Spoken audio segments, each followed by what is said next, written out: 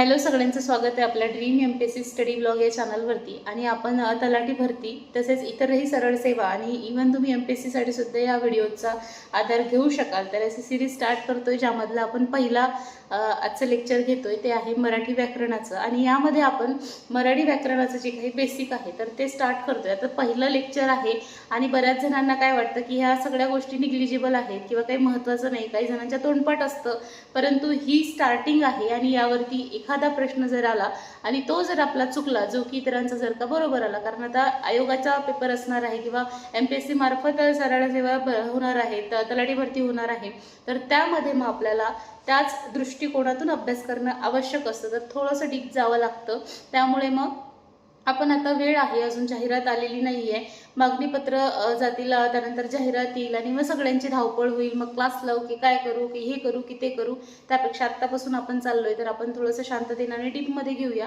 आणि त्यासाठी तुम्हाला आधीच्या व्हिडिओमध्ये सांगितलं होतं की एक नोटबुक करून त्यामध्ये तुम्ही नोट डाऊन करू शकता।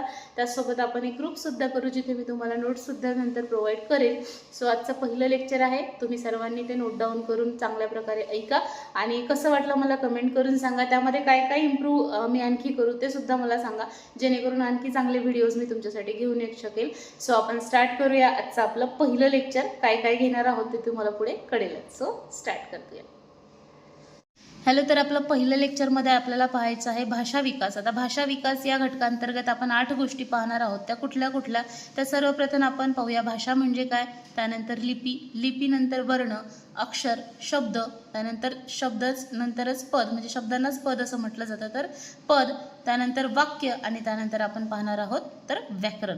तर या 8ही गोष्टी आपल्याला पाहायच्या आहेत या भाषा विकास या घटकांतर्गत। आता हे तुम्हाला बोर वाटत असेल, परंतु या सगळ्या गोष्टी खूप इम्पॉर्टंट आहेत आणि एखादा प्रश्न जर आपला याच्यावरती आला तर तो आपला जायला नको। त्यासाठी या सगळ्या गोष्टी तुम्हाला चांगल्या प्रकारे नोट डाऊन करून त्या पाठच आपल्या होतीलच। तुम्ही जर का वारंवार रिवाइज करत गेला तर त्या पाठही होतील।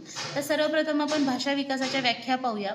तर भाषा हा शब्द भाष या संस्कृत धातूपासून आलेला आहे। तर हे तर आपल्याला तोंडपाठ झालेलंच असेल।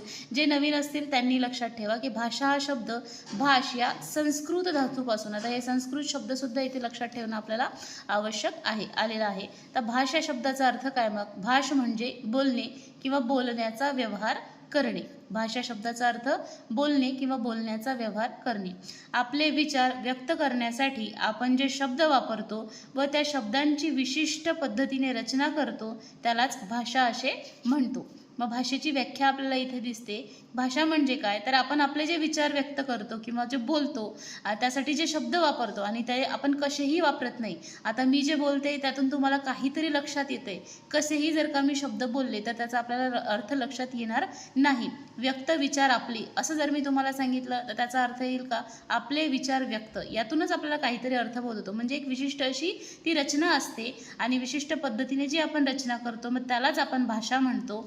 मग आपल्याला भाषेची इथं व्याख्या थोडक्यात लक्षात येते। आता आपण भाषा रोज बोलतो, भाषेच्याच मार्फत आपले सगळे व्यवहार करतो। आपला व्हिडिओही तुम्ही भाषेच्याच माध्यमातून ऐकून का होईना करताय। त्यामुळे भाषा काय आहे, तर एक विशिष्ट अशी रचना आहे शब्दांची ज्यामधून आपल्याला काहीतरी अर्थबोध होतो।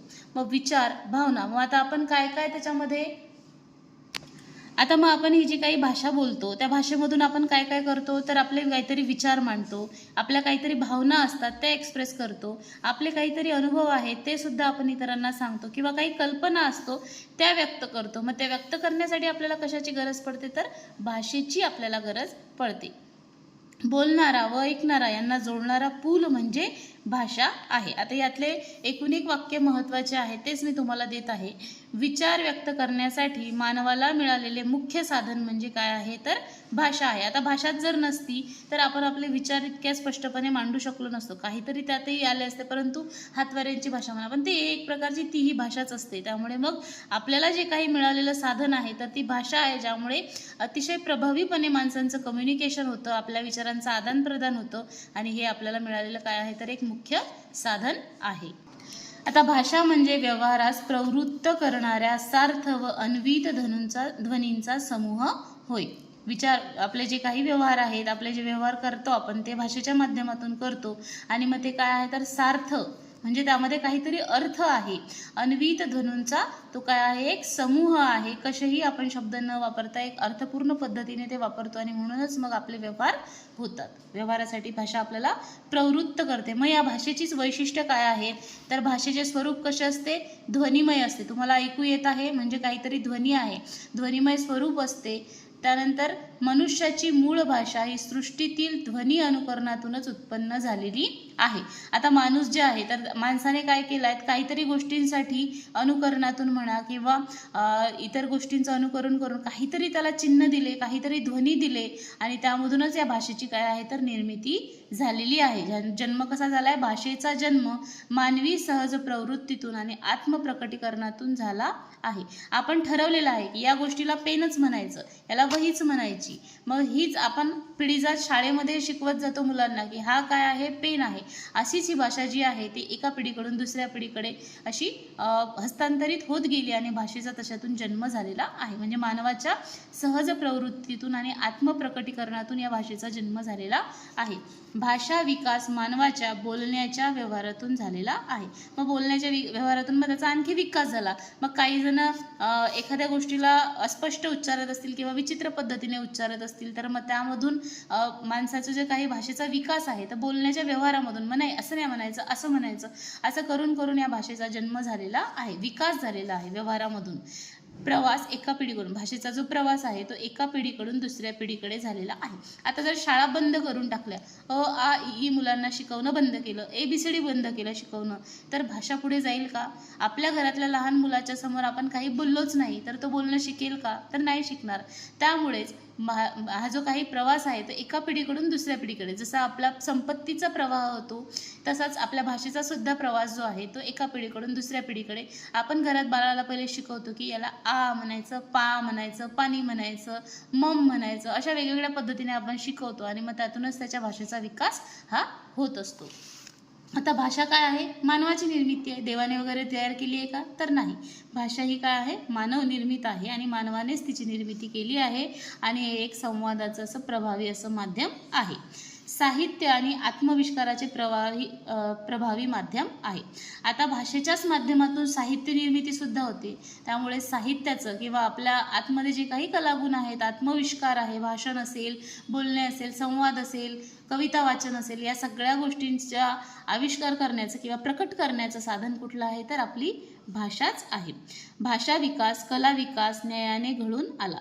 भाषा विकास आणि भाषेच्याच माध्यमातून मग कलेचा विकास, या न्यायाने कलेचा विकास झालेला आहे.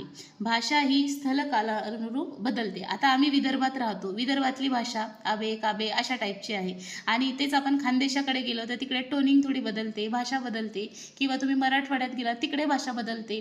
प्रत्येक विभागामध्ये, आता आमच्या गावाच्या जवळच एक छोटंसं गाव आहे, तिथली भाषा सुद्धा खूप, म्हणजे 8 किलोमीटर ते गाव आहे, तिथली भाषा वेगळी आहे. म्हणजे अशा भाषेचा जो काही बोलण्याचा ओघ आहे किंवा पद्धत आहे तर ती बदलते. मूळची आपली जी काही पुस्तकी भाषा आहे ती बदलत नाही. ती भाषा आपली स्टँडर्ड लँग्वेज जी आहे ती सेम आहे, परंतु जे काही तुम्ही प्रभाग बदलसाल किंवा तुमचं एखादा ठिकाण बदलसाल तर तिथल्यानुसार भाषेचा बोलण्याची पद्धत म्हणा, लकब म्हणा, ती बदलत जाते. भाषा ही स्थल आणि कालानुरूप बदलत जाते. पूर्वीच्या काळची भाषा आणि आताची भाषा, पूर्वीचे लोक गिलास म्हणायचे, असे म्हणजे अपभ्रंश होऊन जी भाषा निर्माण झालेली असते तर ती मग काळानुरूप थोडीशी आणखी शुद्ध होत जाते, चांगली होत जाते आणि मग आपल्या भाषेला एक काय आहे तर स्टँडर्ड असं रूप मिळतं आणि ती स्थलकालानुरूप आत्ताही आपल्याला दिसते बदललेली असते किंवा ती बदलत जाते. भाषा नदी प्रवाहाप्रमाणे आहे असं म्हटलेलं आहे श्री के क्षी यांनी. आता हे वाक्य आपल्याला विचारलं जाऊ शकतं की भाषा कशी आहे, एखाद्या नदीच्या प्रवाहाप्रमाणे आहे, जसा तिला रस्ता मिळेल तशी तशी ती बदलत जाते. म्हणजेच काय आहे, स्थल आणि कालानुरूप ती बदलते. म्हणजे नदीला कसं एखादा पहाड आला तर ते त्याला वेळा घालून दुसऱ्या मार्ग आपला काढते, तर भाषेचं सुद्धा तसंच आहे. भाषा ही एखाद्या नदीच्या प्रवाहाप्रमाणे आहे. आणि हे कुणी म्हटलं असं विचारलं तर श्री के क्षी यांनी असं म्हटलेलं आहे. भाषा स्वरूपात जो बदल होतो ते काय आहे तर एक जिवंतपणाचं लक्षण आहे. भाषा निर्जीव नाही आहे तर ती जिवंत आहे. जिवंत या अर्थाने घ्यायचं आहे, ती काय जेवते रिस्पिरेशन करते असं नाही आहे. जिवंत आहे म्हणजे तिच्यामध्ये बदल होत राहतो, ती जशी आहे तशी रिजिड नाही राहत. त्यामुळे भाषा ही जिवंत आहे. जिवंतपणाचं ते एक लक्षण आहे, आपल्याला इथे लक्षात घ्यायचं आहे. भाषा शब्दांपासून बनते परंतु त्यांच्यापाशी ती संपत नाही. हे एक वाक्य लक्षात घ्या की भाषा काय आहे, शब्दांपासून तिचा जन्म होतो किंवा शब्दांपासून भाषा बनते परंतु शब्दांपाशीच ती संपत नाही. तर असं आपल्याला एक वाक्य लक्षात ठेवायचं आहे. आणि भाषा शिकताना प्रथम कान, डोळे व नंतर स्वरयंत्राचा उपयोग होतो.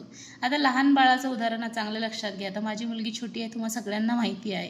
ते काय आपल्या घरातल्या लोकांचं बोलणं म्हणजे मराठी घरात जन्मलेलं मूल मराठीच बोलतं, ते इंग्रजी का बोलत नाही, ते उर्दू का बोलत नाही. तर आपल्या कानाने आपण जे कानावर वारंवार गोष्टी ऐकतो, सर्वप्रथम भाषा शिकताना प्रवास तो कानांपासून सुरू होतो. म्हणजे एखाद्या बाळाला जर लहानपणी ऐकायला येत नसेल तर त्याचा ऑब्व्हियसली भाषा विकासही होणार नाही. कान आपल्या भाषेच्या प्रवासातली सर्वात महत्त्वाची पायरी आहे ऐकणे, आणि ते कार्य होतं कानांच्या मार्फत. प्रथम आपण ऐकतो, त्यानंतर मग डोळ्यांनी सुद्धा अनुकरण करतो आणि मग नंतर आपल्या तोंडावाटे त्याचे शब्द बाहेर पडतात आणि आपल्या स्वरयंत्राच्या मार्फत भाषेचा विकास होतो किंवा आपण भाषा शिकतो. सो अशा तऱ्हेने भाषेचा जो काही शिकायचा प्रवास आहे तर तो होतो प्रथम कान, त्यानंतर डोळे आणि नंतर मग आपण स्वरयंत्रांचा उपयोग करतो. आता त्यानंतर आपल्याला पाहायचं आहे भाषेचे घटक.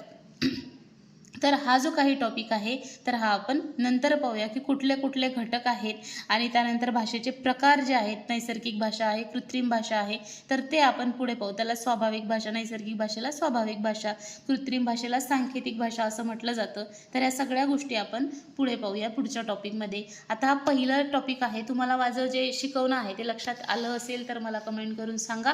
यामध्ये आणखी काही चेंजेस करायचे असतील तर ती मी करील, तुम्ही मला तसे सजेस्ट करा. सो अशा प्रकारे आपण पहिला टॉपिक पाहिला. भाषा विकास हा आपण घटक पाहतोय आणि त्यामध्ये मी तुम्हाला बेसिक गोष्टी सांगितल्या. आपण भाषेचे घटक हा पुढचा त्याच्यामध्ये पाहूया. त्यानंतर आपल्याला लिपी, असं जो मला जे सिरियल सांगितलं तसं पुढे पुढे जायचं आहे. हे सगळं तुम्ही नोट डाऊन करा. याची मी तुम्हाला नोटसुद्धा नंतर कंप्लीट झालं की एक PDF देईल, कारण हे एक 2 पेजेस तुमच्यासोबत शेअर करून काही अर्थ नाही आणि आधीच देऊनही काही अर्थ नाही, कारण मुलांना फक्त नोट्स हव्या असतात, त्या वाचत ते कधीच नाहीत PDF. त्यामुळे PDF शेअर करून त्याचा फायदा होत नाही. सो आधी लेक्चर करा, सोबत हे लिहून काढा, त्याचा तुम्हाला जास्त फायदा होईल आणि ते वारंवार रिव्हिजनमध्ये ठेवा. So thank you so much for watching. असेच आपले इंग्लिशचे सुद्धा क्लासेस घेऊया आणि GKचे सुद्धा. So thank you so much. चॅनलवरती नवीन असाल तर नक्की सबस्क्राईब करा आणि हा व्हिडिओ पूर्ण पाहिला त्याबद्दल खूप खूप धन्यवाद. व्हिडिओ आवडला असेल तर एक लाईक नक्की करा. तुमचा एक